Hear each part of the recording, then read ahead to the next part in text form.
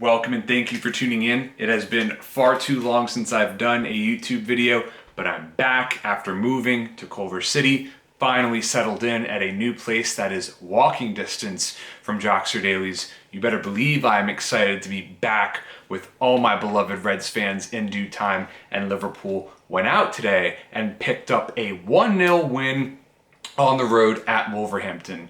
The Reds picked up the match-winning goal in stoppage time in the first half, right before the halftime whistle blew, with a wonderful finish from former Wolves player Diogo Jota, set up by Super Sadio Mane. Of course, Mane struggled to bring his finishing boots in this match. He tried to go around the keeper when he should have tried to just shoot straight on early in the game, but Mane did really well to set up Jota for a really clean finish.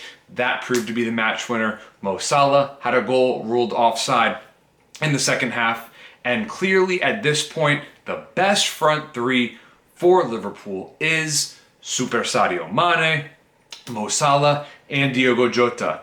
Unfortunately for Bobby Firmino, his days as Liverpool's number 9 are likely finished. That's not to say that his Liverpool career is finished by any means. He is a Liverpool legend, but it is now time for Jurgen Klopp to start looking at putting Roberto Firmino back in midfield. He did very well in that role as an attacking midfielder early in his Liverpool tenure, so he now will likely have the opportunity to finish his Liverpool career as it began. But Jota is clearly a high impact player.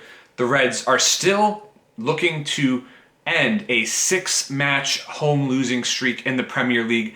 I am convinced that Jota's impact is so meaningful that if he was fit for that period of games, there is absolutely no chance Liverpool would have lost 6 home games in a row. Obviously, that run of defeats is inexcusable after going 68 matches unbeaten at home in the Prem.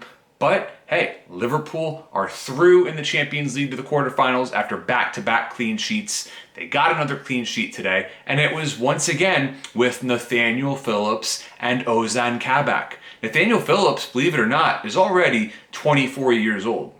He's not as young as some people think he is. He actually turned down a scholarship offer to play college soccer at UNC, but instead of playing soccer, Phillips decided to be a footballer, and man, he is a proper footballer, that is for sure. Phillips is so strong in the air, just a wonderful player when it comes to clearing balls in the box with his head, and he's developing on the ground as well. Kabak, only 20 years old. How many center backs are ready to play week in and week out in the Premier League at just 20? It is the hardest position in professional football to succeed as a youngster. There's just so much pressure in that role. There were some plastic fans, of course, early on who said, send Kabak back to Schalke. Not good enough. Look, not every player can be like Diogo Jota. Not every player can deliver immediately after putting on the red shirt. Players need time to develop. Roberto Firmino, awful when he first started at Liverpool. Even Fabinho struggled when he first came to Liverpool.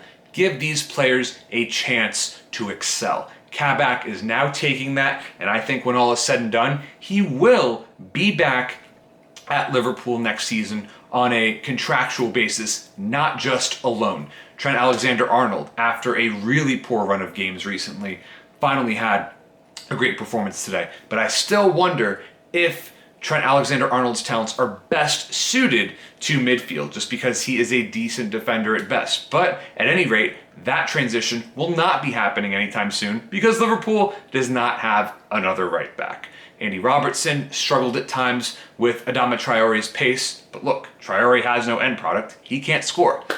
Meanwhile, for Wolves, of course, the biggest story for them is Rui Patricio. Our thoughts are with him. We certainly hope he is okay after a serious head injury suffered right before the end of the match. From the early initial reports, very happy to hear that it sounds like he'll be all right.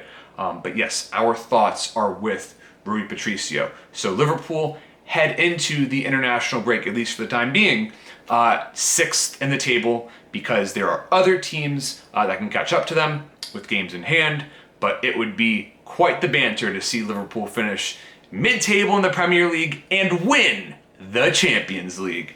Thank you so much for tuning in, and if you've watched for this long, you might as well subscribe to my channel.